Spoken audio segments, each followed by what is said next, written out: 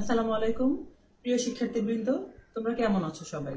আশা করি করোনা মহামারীর এই দুর্যোগপূর্ণ দিনে তোমরা সাবধানে আছো, সুস্থ আছো এবং স্বাস্থ্যবিধি মেনে চলছো। আরেকটা কথা, শুধু নিজেরা স্বাস্থ্যবিধি মানলে চলবে না, তুমি এবং তোমার পরিবারের সবাইকে স্বাস্থ্যবিধি মানতে সাহায্য করবে। দুর্যোগ আমাদের জীবনের আসবেই, অতীতেও এসেছে, কিন্তু সেই দুর্যোগে আমাদের থেমে থাকলে চলবে না, আমাদেরকে এগিয়ে যেতে হবে। আর তোমরা যারা শিক্ষার্থীরা আছো, তোমাদের জীবনে প্রতিষ্ঠিত হতে হবে, অনেক বড় হতে হবে, আমাদের থেকে অনেক বড়। সেই প্রেক্ষিত থেকেই গণপ্রজাতন্ত্রী বাংলাদেশ সরকারের শিক্ষা মন্ত্রণালয়ের নির্দেশে ঢাকা কলেজ কর্তৃপক্ষ অনলাইন ক্লাস নেওয়ার ব্যবস্থা করেছে।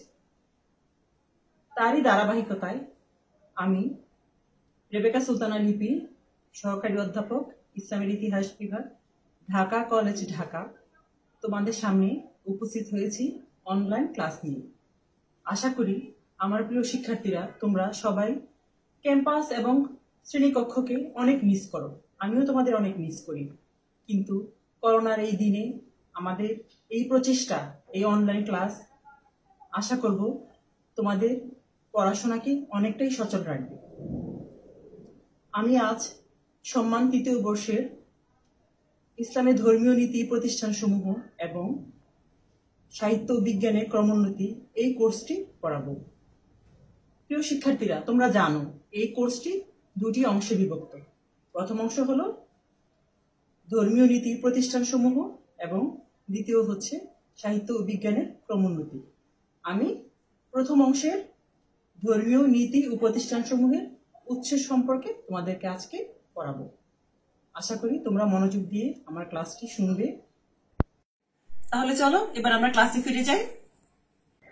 শিক্ষার্থীরা, তাহলে আজকে আমি তোমাদেরকে পড়াবো ইসলামের ধর্মীয় নীতি প্রতিষ্ঠানসমূহের উৎস সম্পর্কে। উৎসগুলো জানতে গেলে জানতে হবে উৎসগুলো কয় প্রকার।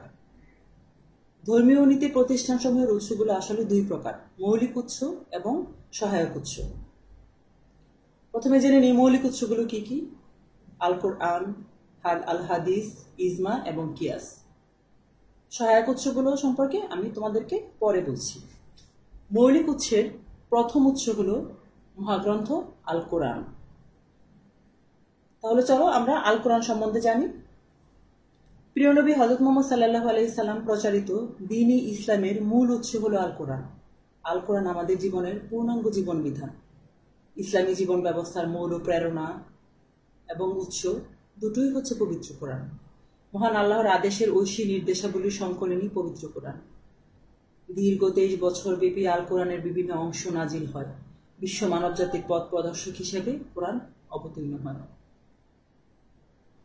কোরআনের অর্থ কি? এবার আসি আমরা কোরআনের অর্থ সম্পর্কে।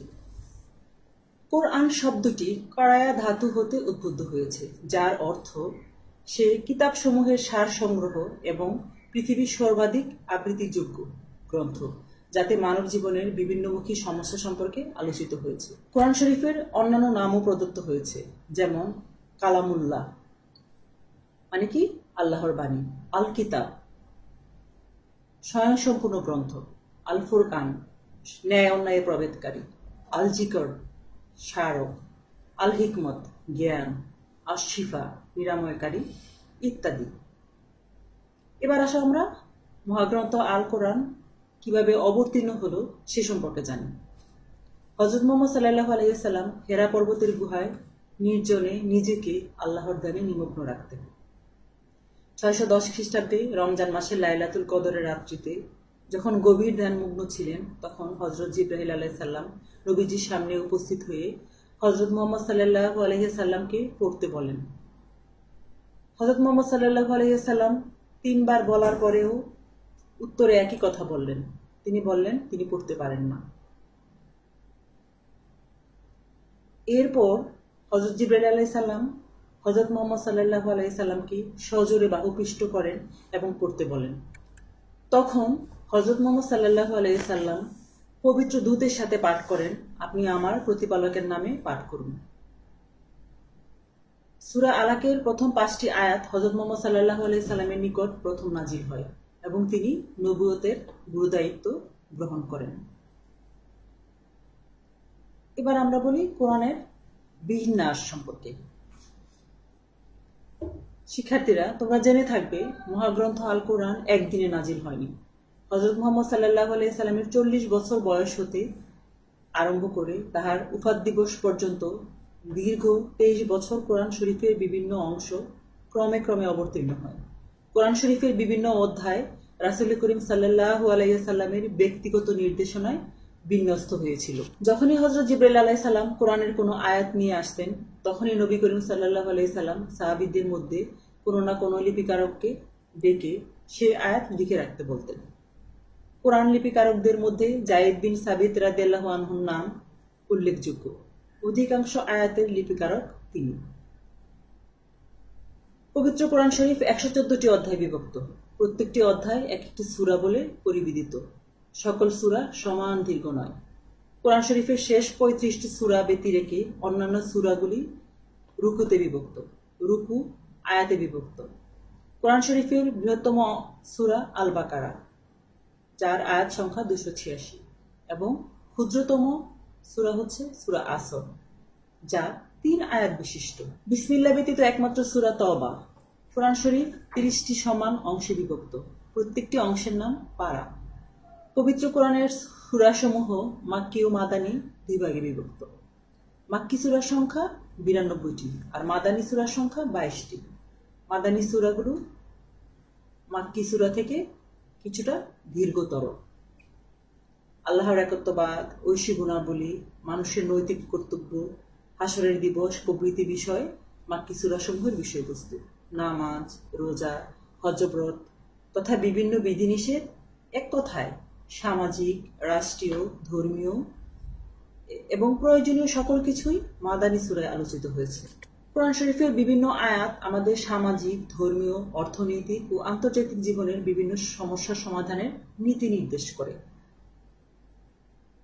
সেরকম 5টি আয়াত আমি তোমাদেরকে বলছি, তোমরা একটু মনোযোগ দিয়ে শুনো। প্রথম আয়াত, হে মুমিনগণ, আল্লাহ রাসূলের আহ্বানে সাড়া দিও যখনই আল্লাহর তরফ হতে নতুন জীবনের প্রেরণাদায়ক আহ্বান আসে। 2, আল্লাহর সঙ্গে অন্য কাউকে উপাস্যরূপে গ্রহণ করিও না। 3, আত্মীয় স্বজনকে তাদের ন্যায্য প্রাপ্য প্রদান করিও। গরিব, মিসকিন ও পথিক এবং মুসাফিরকে দান করিও। আর সম্পত্তির অপচয় করো না। ব্যভিচারের ধারে কাছে যাবে না, নিশ্চয়ই ইহা গর্হিত কাজ এবং অকল্যাণের সুড়ঙ্গ পথ। 5, তুমি যখন ওজন করো তখন পুরোপুরি ওজন করিও, ওজনের দাঁড়িপাল্লা ঠিক রাখি। এবার আমরা কোরআনের সংরক্ষণ ও সংকলন বলবো তোমাদেরকে, কিভাবে মহাগ্রন্থ আল কোরআন সংরক্ষিত এবং সংকলিত হয়েছিল। হযরত মুহাম্মদ সাল্লাল্লাহু আলাইহি সাল্লামের জীবদ্দশায় যখন কোরআন শরীফের বিভিন্ন আয়াত নাজিল হতো, তখন সাহাবীদের মধ্যে তিনি কাউকে কাউকে দিয়ে তা লিখিয়ে রাখতেন। কোথায় লিখে রাখতেন?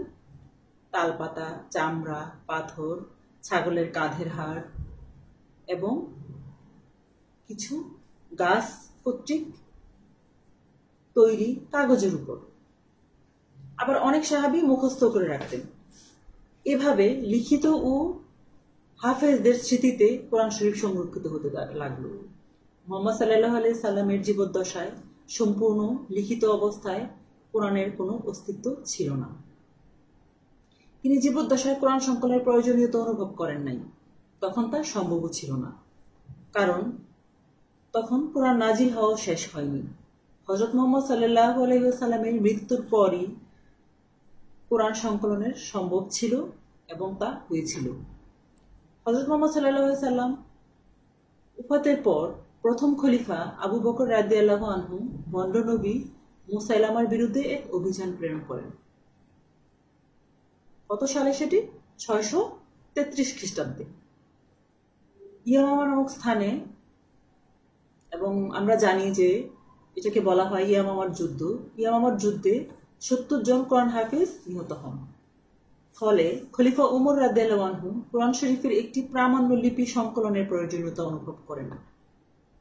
কারণ 70 জন হাফেজ নিহত হওয়ার পরে কোরআন সংকলনটা প্রয়োজন হয়ে পড়ে। তদানীতন খলিফা আবু বকর রাদিয়াল্লাহু আনহুকে সঙ্গে নিয়ে যায়েদ বিন সাবিত রাদিয়াল্লাহু আনহুর উপর সমস্ত কোরআন সংকলনের দায়িত্ব দিলেন। হযরত যায়েদ বিন সাবিত রাদিয়াল্লাহু আনহু সংকলনের কাজ শুরু করলেন।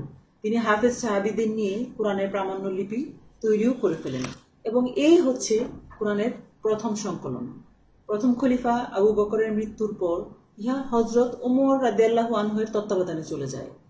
দ্বিতীয় খলিফা হযরত ওমর রাদিয়াল্লাহু আনহুর মৃত্যুর পর ওমর রাদিয়াল্লাহু আনহু এর কন্যা হযরত হাফসা, যিনি নবী করিম সাল্লাল্লাহু আলাইহি সাল্লামের পত্নী ছিলেন, ওনার কাছে সংরক্ষিত থাকতে থাকে। আরবের বাইরে ইসলামের প্রসারের সঙ্গে সঙ্গে বিভিন্ন জাতি ও গোষ্ঠীর মানুষ যখন দলে দলে ইসলাম গ্রহণ করতে লাগলো, তখন পারস্য, মেসোপটেমিয়া, সিরিয়া, মিশর প্রভৃতি দেশের অধিবাসীদের উচ্চারণ পদ্ধতি বিভিন্ন হওয়ার কারণে কোরআন শরীফের আবৃত্তির মধ্যে তারতম্য লক্ষ্য করা গেল এবং এই তারতম্যের জন্যই তৃতীয় খলিফা হযরত উসমান রাদিয়াল্লাহু আনহু চিন্তিত হয়ে পড়লেন। কোরআনের বিশুদ্ধতা রক্ষার জন্য তিনি যায়েদ বিন সাবিত রাদিয়াল্লাহু আনহুর সভাপতিত্বে কয়েকজন সাহাবীকে নিয়ে একটি কমিটি গঠন করলেন। কমিটি হযরত হাফসা রাদিয়াল্লাহু আনহুর নিকট সংরক্ষিত কোরআনের পাণ্ডুলিপিটিকে প্রামাণ্য কপি হিসেবে গ্রহণ করলেন এবং প্রয়োজনীয় সংখ্যক কপি তৈরি করে ফেললেন এবং মূল কপিটি আবার হযরত হাফসা রাদিয়াল্লাহু আনহাকে ফিরিয়ে দিলেন। এভাবে বর্তমানে আমরা যে কোরআন শরীফকে পেয়েছি তা সংরক্ষিত ও সংকলিত হয়েছিল। ইসলামের ধর্মীয় নীতি ও প্রতিষ্ঠানসমূহের দ্বিতীয় মৌলিক উৎস সম্বন্ধে আমরা এখন আলোচনা করব। সেটি কি? সেটি হলো আল হাদিস। হাদিস বা সুন্নাহ কথাটির অর্থ হলো শ্রুতি বা প্রত্যাদেশের মাধ্যমে প্রেরিত বাণী। সুন্নাহ হলো কার্যের বিধি বা জীবন পদ্ধতি, কিন্তু উভয় শব্দেই ব্যবহারিক দিক দিয়ে হযরতের বাণী, কার্যাবলী ও অনুমোদনকে বোঝায়।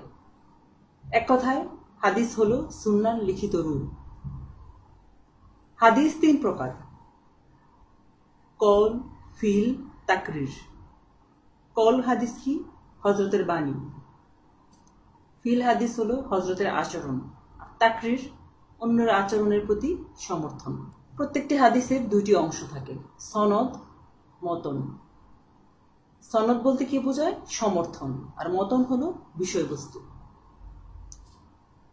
এবার আমরা আসি হাদিস সংগ্রহের প্রয়োজনীয়তা ও গুরুত্ব। পবিত্র কোরআন শরীফের ন্যায় মহানবী সাল্লাল্লাহু আলাইহি ওয়াসাল্লাম এর জীবদ্দশায় হাদিস সংগ্রহের প্রয়োজনীয়তা অনুভূত হয় নাই, কারণ জীবদ্দশায় তিনি প্রত্যক্ষ নির্দেশে সকল সমস্যার সমাধান করতেন। কিন্তু তার উফাতের পর মুসলিম সমাজ এই সুযোগ হতে বঞ্চিত হতে লাগল এবং এমন কতিপয় নতুন সমস্যা ও অবস্থার উদ্ভব হল, যার প্রেক্ষিতে হাদিস সংগ্রহের প্রয়োজনীয়তা অনুভূত হল। ব্যক্তিগত, জাতীয় ও আন্তর্জাতিক জীবন ব্যবস্থায় হাদিসের গুরুত্ব অপরিসীম। কোরআন শরীফে ইসলামের যে নীতিগুলো বিবৃত হয়েছে, হাদিসে সেসব নীতির ব্যাখ্যা প্রদত্ত আছে। কাজেই হাদিস শরীফকে কোরআনের সর্বোত্তম তাফসীর ও ভাষ্য বলা হয়। ইসলামের যাবতীয় অনুষ্ঠান, অনুশাসন, প্রতিষ্ঠান, ইহকাল ও পরকাল সম্পর্কে সকল জ্ঞাতব্য বিষয় হাদিসে উল্লেখিত আছে। সুতরাং হাদিস ইসলাম ধর্মের নীতি ও প্রতিষ্ঠানের দ্বিতীয় গুরুত্বপূর্ণ উৎস। হাদিস শরীফ কোরআন শরীফের পরিপূরক। কোরআন শরীফে এমন অনেক বিষয় আছে যা আলোচনা অত্যন্ত সংক্ষিপ্ত কিংবা ইঙ্গিতধর্মী, এবং সেই আলোচনা হযরত মুহাম্মদ সাল্লাল্লাহু আলাইহি সাল্লাম হাদিস শরীফে বিস্তৃতভাবে আলোচনা করেছেন এবং সকলকে বুঝিয়ে দিয়েছেন। হাদিস শরীফ হযরত মুহাম্মদ সাল্লাল্লাহু আলাইহি সাল্লামের জীবনের কার্যাবলীর ইতিহাস। হাদিস সংকলনের ইতিহাস। হযরত মুহাম্মদ সাল্লাল্লাহু আলাইহি সাল্লামের জীবিত অবস্থায় অধিকাংশ হাদিস তাহার সাহাবীগণের স্মৃতিতে ও লেখায় সংরক্ষিত হয়। তাহার জীবদ্দশায় হাদিস সংকলনের প্রয়োজন হয়নি, কিন্তু উফাতের পর বিভিন্ন সাহাবী বিভিন্ন দেশে ছড়িয়ে ছিটিয়ে যাওয়ার পর সংকলনের প্রয়োজন অতীব জরুরি হয়ে পড়ল। খলিফা উমর বিন আব্দুল আজিজ, যার রাজত্বকাল ছিল 712 থেকে 720 খ্রিস্টাব্দ, হাদিসের সংগ্রহ ও সংকলনের জন্য সর্বপ্রথম আদেশ দিয়েছিলেন। তিনি আবু বকর ইবনে হামজাকে লিখিত নির্দেশ প্রদান করেছিলেন যাতে হাদিস সংকলন হয় দ্রুতভাবে। খলিফা ওমর ইবনে আব্দুল আজিজের প্রেরণায় এবং নির্দেশে ইমাম জুহরি প্রথম হাদিস সংকলন করেন। হিজরির ৩য় শতাব্দীতে হাদিস সংগ্রহ কার্য সমাপ্তির দিকে উপনীত হয়। এই সময়কে হাদিস সাহিত্যের স্বর্ণযুগ বলা হয়। এ পর্যায়ে মুহাদ্দিসগণ হাদিস যাচাইয়ের ব্যাপারে অত্যন্ত হুঁশিয়ার হয়ে ওঠেন এবং কঠোর পরীক্ষা পদ্ধতি প্রয়োগ করে প্রত্যেকটি হাদিস যাচাই করার চেষ্টা করেন। তারা হাদিসের সনদ, মতন, কথক ও বিষয়বস্তু পুঙ্খানুপুঙ্খানুরূপে পরীক্ষা করেন এবং কথকদের সংক্ষিপ্ত জীবনী প্রস্তুত করেন। এই স্তরে মুহাদ্দিসগণের অক্লান্ত পরিশ্রমের ফলে সিয়াহ সিত্তা বা ৬খানি অভ্রান্ত হাদিস সংগ্রহ আত্মপ্রকাশ করেন। তোমরা নিশ্চয়ই সিয়াহ সিত্তা নাম ইতিপূর্বে শুনে থাকবে। সিয়াহ সিত্তা সংগ্রহকারীরা হলেন ইমাম বুখারী, ইমাম মুসলিম, আবু দাউদ, তিরমিজি, ইবনে মাজাহ, আন-নাসাই। সিয়াহ সিত্তার মধ্যে বুখারীর স্থান প্রথম, মুসলিমের স্থান দ্বিতীয়। এ দুখানি হাদিস সংগ্রহকে একত্রে সহিহাইন বা দুই অভ্রান্ত গ্রন্থ বলা হয়। তৃতীয় ও সর্বশেষ দুইটি সংগ্রহকে সুনান বলা হয়। সিয়াহ সিত্তার স্থান মহাগ্রন্থ আল কোরআনের পরে, অতএব সিয়াহ সিত্তার অনেক গুরুত্ব রয়েছে। এবার আমরা তৃতীয় মৌলিক উৎস নিয়ে আলোচনা করব। তৃতীয় মৌলিক উৎস কি? ইজমা।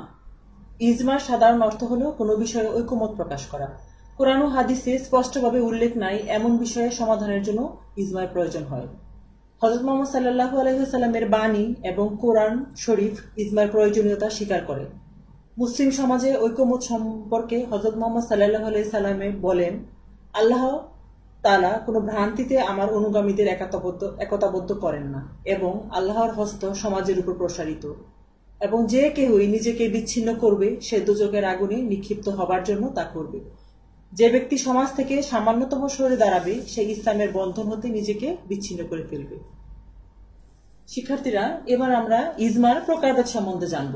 ইজমা সাধারণত দুই প্রকারের হয়ে থাকে, ইজমায়ে আজিমা এবং ইজমায়ে রুখসা। ইজমায়ে আজিমা হলো যখন কোনো মুস্তাহিদরা কোনো বিষয়ে ফয়সালায় একই সিদ্ধান্ত উপনীত হয়, আর ইজমায়ে রুখসা হলো কোনো বিষয়ে ফয়সালায় সকল মুস্তাহিদরা একমত না হলেও কোনো কোনো বিশেষ মুস্তাহিদের মতকে সমাধানের জন্য গ্রহণ করে নেওয়া হয়। এবার আমরা আসি ইজমা কি কি পদ্ধতিতে নির্ধারিত হয়ে থাকে। ইজমা সাধারণত 3টি পদ্ধতিতে নির্ধারিত হয়ে থাকে। 3টি পদ্ধতি কি কি আমরা জেনে নিই। প্রথম পদ্ধতিটি হলো কাউল বা উক্তি দ্বারা, দ্বিতীয় পদ্ধতিটি হলো ফেল বা কর্মের দ্বারা, তৃতীয় পদ্ধতিটি হলো সুকুত বা মৌন সম্মতির মাধ্যমে। এবার আমরা ইজমার গুরুত্ব সম্বন্ধে জানি। হযরত মুহাম্মদ সাল্লাল্লাহু আলাইহি সাল্লামের উফাতের পরেই ইজমার প্রয়োজন অনুভূত হয়। জীবদ্দশায় স্বাধীন চিন্তার প্রয়োজন কারো হয়নি। সকল সমস্যার সমাধানে ছিলেন আমাদের নবী হযরত মুহাম্মদ সাল্লাল্লাহু আলাইহি সাল্লাম। খুলাফায়ে রাশিদিনের আমলেও ইজমার নীতি অবলম্বন করা হতো। যখন কোনো নতুন সমস্যা দেখা দিত তখন খুলাফায়ে রাশিদুন সঙ্গে সঙ্গেই ইজমাকে গ্রহণ করতেন সেই সমস্যার দ্রুত সমাধানের জন্য। এবার আমরা আসি ইসলামের ধর্মীয় নীতি ও প্রতিষ্ঠানসমূহের চতুর্থ মৌলিক উৎসে। চতুর্থ মৌলিক উৎস কি? কিয়াস। ধর্মীয় নীতি ও প্রতিষ্ঠানসমূহের চতুর্থ উৎসে কিয়াস অত্যন্ত গুরুত্বপূর্ণ। কিয়াস বলতে তুলনামূলক বিচার বা অনুমানকে বোঝায়। কোরআন, হাদিস ও ইজমার পরে কিয়াসের সিদ্ধান্ত দেওয়া হয়। যেসব বিষয়ে কোরআন ও হাদিসে ও ইজমার সমাধান নাই সেসব বিষয়ে কিয়াসের মাধ্যমে মীমাংসা করা হতো। হযরত মুহাম্মদ সাল্লাল্লাহু আলাইহি সাল্লামের উফাতের পরেই নতুন ওহীর দ্বার বন্ধ হয়ে যায়, কিন্তু মুসলমানদের জীবনে নতুন নতুন সমস্যা দেখা দিতেই থাকে। তখনই কিয়াসের আবির্ভাবও দেখা যায়। নতুন নতুন কৃষ্টি ও সংস্কৃতির মানুষ দলে দলে যখন ইসলাম গ্রহণ করল এবং ইসলামী রাষ্ট্র আরবের বাইরে সম্প্রসারিত হতে লাগলো, তখন মুসলমানদের জীবন জিজ্ঞাসার নব পর্যায়ে প্রবেশ লাভ করতে থাকে এবং এই অবস্থা কিয়াসের অগ্রগতিকে ত্বরান্বিত করে। এবার আমরা আসি কিয়াসের গুরুত্ব কতটুকু। ইসলামের ধর্মীয় নীতির অন্যতম উৎস কিয়াসের গুরুত্ব অপরিসীম। ইসলাম ধর্মের বিস্তৃতির সঙ্গে সঙ্গে কিয়াসের প্রয়োজনীয়তা বেড়ে যায়। ইজমা ও কিয়াস কোরআন ও হাদিসের নিয়ম সমূহকে সম্প্রসারিত করেছে। ইসলামী জীবন ব্যবস্থায় গতিশীলতা আনতে কিয়াসের বিকল্প নেই এবং ইজমা ও কিয়াসের মাধ্যমেই পরবর্তী সময়গুলোতে সকল সমস্যার সমাধান হয়ে ইসলামী জীবন প্রমূর্ত হয়ে উঠেছে। শিক্ষার্থীরা, কিয়াসের আলোচনার মাধ্যমে আমরা ইসলামের ধর্মীয় নীতি প্রতিষ্ঠান সমূহের মৌলিক উৎসগুলোর আলোচনা শেষ করলাম। এবার আমরা ইসলামের ধর্মীয় নীতি প্রতিষ্ঠান সমূহের কিছু সহায়ক উৎস নিয়ে আলোচনা করব। সহায়ক উৎসগুলোর মধ্যে প্রথমে যেটি হলো সেটি ইস্তিসান। ইস্তিসান মানে অগ্রাধিকার, সমষ্টিগত কল্যাণ অথবা ন্যায়পরতার ভিত্তিতে ব্যক্তিগত রায় প্রদান করা। হানাফি মাযহাব অনুসারে যখন কোনো রায় সমষ্টিগত কল্যাণের বিরোধী উদার ন্যায়নীতির পরিপন্থী হয় তখন ইস্তিসান প্রয়োগ করা হয়। ইস্তিসানের সাহায্যে আমরা কিয়াস বা সাদৃশ্যমূলক অনুমানলব্ধ সিদ্ধান্তের পরিবর্তে একটি নিয়ম বা আইন গ্রহণ করি যা সমষ্টির কল্যাণ কিংবা বিচার নীতির সহিত সামঞ্জস্যপূর্ণ হয়ে থাকে। ইস্তিসানের এই পদ্ধতি ইমাম আবু হানিফ রাহমাতুল্লাহ আলাইহি গ্রহণ করেছিলেন। ইস্তিসলা, এটি হচ্ছে সহায়ক উৎসের দ্বিতীয় ধাপ। মালিকি মাযহাবে ইস্তিসানের মতো একটি পদ্ধতি অবলম্বন করা হয়েছিল, এর নাম ইস্তিসলা। ইস্তিসলা মানে জনকল্যাণের পরিপ্রেক্ষিতে কোনো আইন অনুমোদন করা। ইস্তিসলা ও ইস্তিসানের কার্যত একই পদ্ধতি। আরেকটি সহায়ক পদ্ধতি সেটি হলো ইস্তিদলাল। এক বিষয় হতে অন্য বিষয় অনুমোদনের নাম ইস্তিদলাল। এতে ইসলামের আবির্ভাবের পূর্বে আরব দেশে প্রচলিত রীতিনীতি যা ইসলামে নিষিদ্ধ ঘোষিত হয় নাই তাকে অনুমানের উৎস বলে বিবেচিত করা হয়। ফলে ইসলামে নিষিদ্ধ নয় এমন আচরণ আইন হিসেবে অনুমোদিত হয়। একইভাবে অন্য কোনো দেশের আচরণ যা ইসলামে নিষিদ্ধ নয় তাহাও সমর্থনযোগ্য। শিক্ষার্থীরা, ইসলামে ধর্মীয় নীতি ও প্রতিষ্ঠান সমূহের সহায়ক উৎসের শেষ উৎসটি হল ওরফ আদাত, অর্থাৎ প্রচলিত ভালো কিছু রেখে দেওয়া। প্রচলিত ভালো কিছু রেখে দেওয়ার মধ্যে অতিথিকে সেবা করা এবং সামাজিকীকরণের বিভিন্ন কাজগুলো। আর এর মাধ্যমে আমার আজকে অনলাইন ক্লাস শেষ হলো। আশা করি তোমরা আমার সাথেই ছিলা এবং তোমাদেরকে অনেক ধন্যবাদ। আরেকটা কথা, এই দুর্যোগকালে তোমরা যে যেখানে থাকবে ভালো থাকবে, সুস্থ থাকবে, নিজের পরিবারকে সুস্থ রাখবে এবং অন্যদেরকেও ভালো রাখবে। আর সময় করে নিজের কথা চিন্তা করে নিজের জন্য একটু পড়াশোনা করবে। সবাই ভালো থাকো। আল্লাহ হাফেজ।